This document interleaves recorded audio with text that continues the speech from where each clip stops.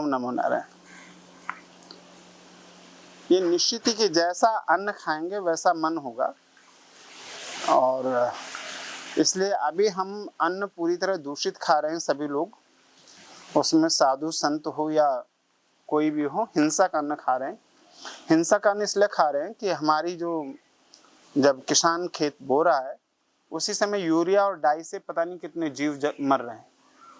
उसके बाद अभी मेरी कई लोगों से बात हो रही थी, कल भी कुछ लोगों से बात हुई, यहाँ आने वाले थे, कहने लगे गुरुजी एक कीड़ा नया आ गया है और नई दवाई डालनी पड़ रही है फसल पे, वो दवाई डाल करके फिर आएंगे। दवाई डालेंगे तो जीवों की हत्या होगी। तो वो जो खेत का अन्न है वो हिंसक हो गया।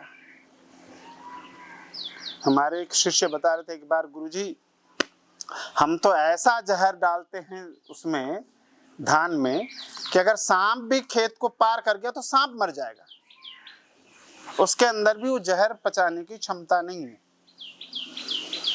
वो जहर कहीं ना कहीं से विषाक्त होकर के उस अन्न में भी आएगा, धरती के अंदर भी जाएगा।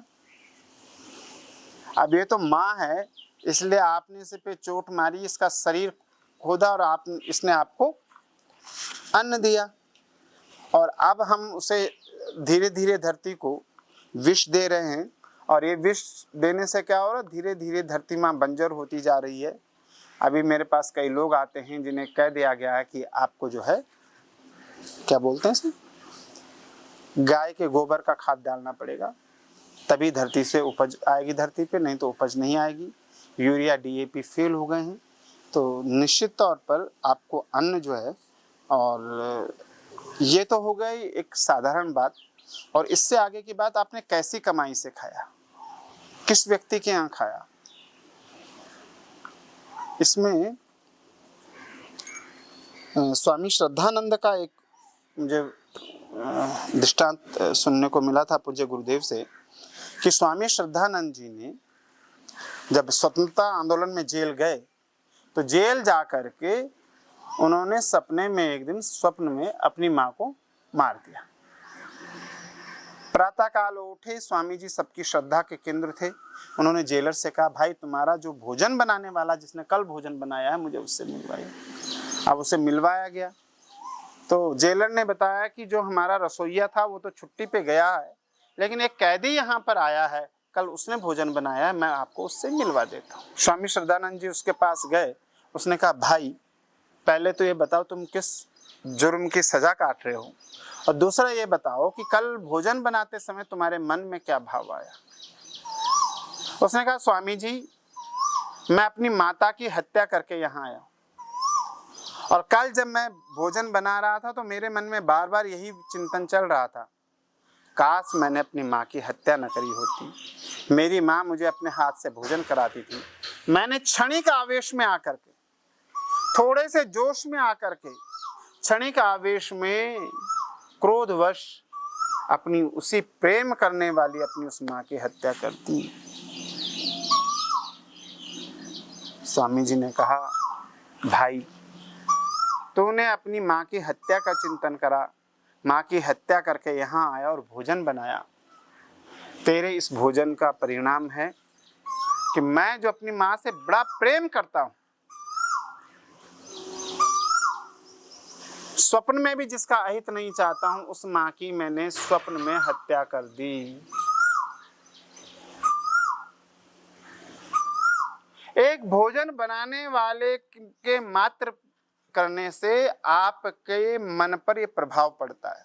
और हमने अपने व्यक्तिगत जीवन में देखा कि जब हम कहीं किसी के यहाँ भोजन करते हैं तो कई जगह ऐसा होता है कि जब हम भोजन करते हैं तो उसके 4-5 दिन बाद हमारा मन पूजा पाठ ध्यान इत्यादि में लगता है, और फिर हमें पता चल जाता है कि हमने जिसके यहाँ भोजन करा उसकी कमाई नेक कमाई नहीं थी।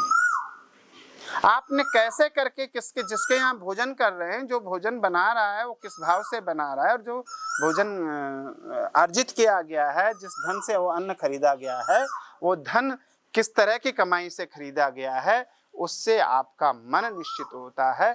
और जैसे आपका मन निश्चित हो, इसलिए बार बार हम कहते हैं कि जैसा आपका आहार रहता है वैसा ही आपका व्यवहार बनता है, और जैसे ही आपका व्यवहार बनता है तो वैसा ही आपका आचार यानी आचरण बन जाता है। इसलिए आहार पे आपको विशेष ध्यान देना चाहिए। शुद्ध सात्विक भोजन कीजिए, नेक कमाई से खरीदा हुआ अन्न लीजिए। किसानों से निवेदन है कि इस धरती माँ पर कृपा करें और इसमें जहर डालने के बजाय इसको उर्वरा शक्ति को बढ़ाने वाला आप देसी गाय का खाद, देसी गाय का मूत्र का छिड़काव करें। कीट नाशक न डालें खेतों में, बल्कि कीट नियंत्रक डालें, क्योंकि सारा खेल 2% का है। आपको पता होना चाहिए कि 98% जो कीट हैं वो किसानों के सहायक, केवल 2% खराब है। इसलिए हमारे यहाँ पहले जब बनता था तो कीट नियंत्रक बनता था। आपके पास अगर 20-30 साल पुरानी कोई डब्बी हो, उस पर पढ़ना, उस पर लिखा रहता था कीट नियंत्रक, कीट को नियंत्रण में करना, बड़े नहीं। और अब आ रहा है कीटनाशक, कीट का नाशी हो जाए। और जब कीट का नाशी हो जाएगा तो फिर जो अच्छे कीटाणु हैं वो भी खत्म हो जाएंगे, है ना। वही काम आरओ कर रहा है। जो आरओ का जल पीते हैं बहुत जल्दी बीमार हो जाते हैं। इसलिए आप सभी को अपना आहार शुद्ध करना है, अच्छा करना है, और उस शुद्ध और अच्छे आहार से जो आपका व्यवहार, आपका आचरण, आपका चरित्र का निर्माण होगा, वो निश्चित रूप से इस राष्ट्र को विश्व गुरु बनाएगा और ये भारत विश्व गुरु बनेगा। इसी के साथ ओम नमो नारायण।